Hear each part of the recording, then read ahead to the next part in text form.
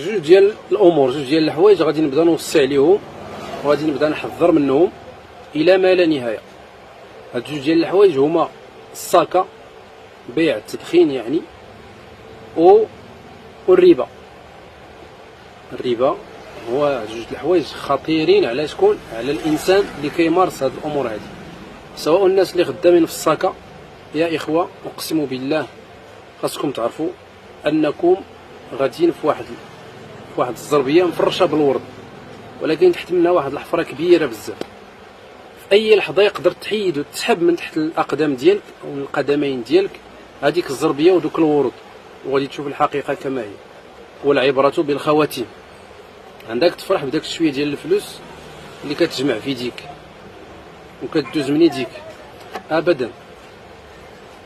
راه الخواتيم هي كلشي، وكلشي كتشوفوه قدام عينيكم الاخوه. راه الناس اللي عندهم السكات راه ما كتوخرش لهم الامور بسلام. والادهى والامر من هذا الشيء هذا هو انه ملي كدير شي حاجه مزيانه بهذوك الفلوس ما كتقبلش، لان الله عز وجل طيب لا يقبل الا طيبا. الله عز وجل طيب لا يقبل الا طيبا. ولا قلنا لك حط هذا التدخين ولا القرو مع الطيبات ولا مع الخبائث، غادي تحطو طبعا مع الخبائث، لانك الا قلتي طيب غادي تكون كتفتري على نفسك اولا. الحاجه الثانيه وهي الربا.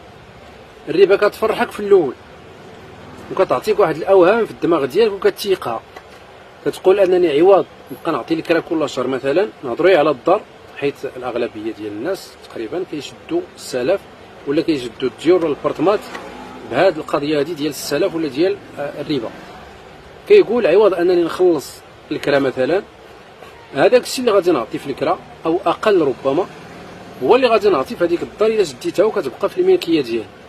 وهذا وهم بيع لك، وهم بيع لك وصدقته للاسف. هذه ماشي هي الحقيقه.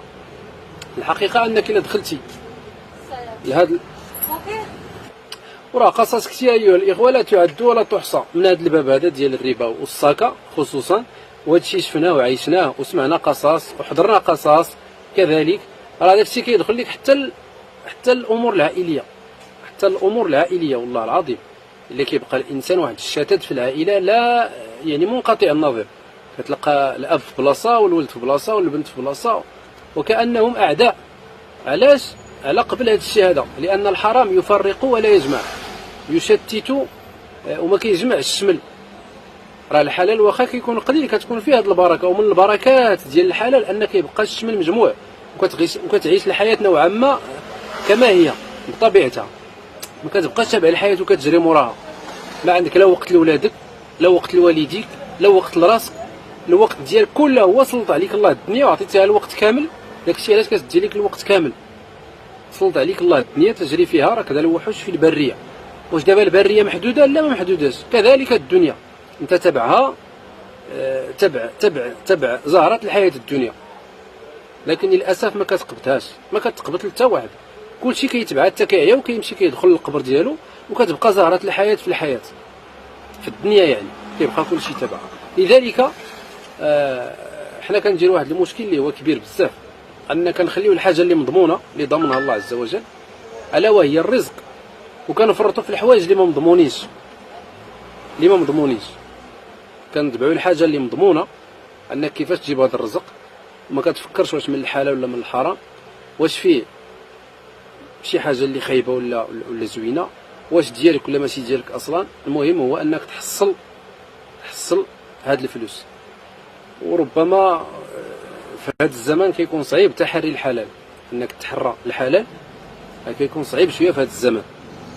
علاش؟ الرسول صلى الله عليه وسلم قال سيأتي زمان على أمتي لا يبالي الرجل أمن حلال أخذ أم من حرام. يعني بغى غير الفلوس كيف ما بغات تكون حلال ما على بالوش، تكون حرام ما على بالوش. هذا السؤال ولا هاد جوج ديال الأسئلة ما مطروحينش عنده في الدماغ ديالو نهائيا.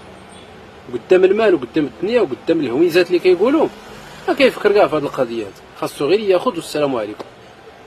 ايوا هذا ما كان. نتمنى هذا الفيديو. انا عارف ان اصحاب السكات غادي يتقلقوا شي شويه، ماشي كلهم، لانه هاد اصحاب السكات راه مقسومين على جوج ولا على ثلاثه ديال الفئات. الفئه الاولى كتدافع على هذا الشيء هذا بشراسه وما كيحملكش انك تقول لي راه حرام، وكاين اللي كيعطي مبررات وكيقول لك لا، وكاين اللي كيخلي كاع السنه على قبل هذا الشيء هذا، كيقول لك لا واش كاينه في القران واش كذا واش كذا. هذا كيجحد النوع الاول. النوع الثاني كيقول لك فعلا هذا الشيء خايب وحرام وما منوش، وفيه غير المشاكل وفيه غير الصداعات، ولكن كيتمنى انه يعفو عليه الله عز وجل. التمني بوحده راه ما كافيش يا اخي. هذا النوع الثاني. النوع الثالث على ما اظن يعني اش نقول لك، كان في هذا الحال هذا وعفى عليه الله عز وجل وتاب، لانه كانت عنده الاراده، كانت عنده ديك القوه، داك الايمان بالله عز وجل، بان الله عز وجل غادي يعوضه، ومن ترك شيئا لله عوضه خيرا منه. هادو هما ثلاثه ديال الفئات. كاين اللي تفرق مع داك الويل ولقى راحته من طبيعه الحال، وحتى اذا لقيتي شويه الابتلاءات في الطريق راه غير ابتلاءات. واش نيت تفرقتي مع هذاك الكرو هذاك الشيء يعني عن قناعه وعن ايمانا بربك وهذا وخوفا من الله، ولا يحيد ما بقى فيه ما يدير داك الشيء تفرقتي معاه. يعني كيجيوك هذوك الابتلاءات ربما احيانا. داك الشيء علاش كيخصك تستعد حتى لهذا الشيء. ممكن تكون ما يبقاوش عندك دوك الفلوس اللي كانوا، ما تبقاش كدور دوك الفلوس بكثره، مابقاش ربما غادي تلقى بعض المشاكل وهذا، ولكن مع المده غادي تثبت المعدن ديالك انه صلب وصحيح.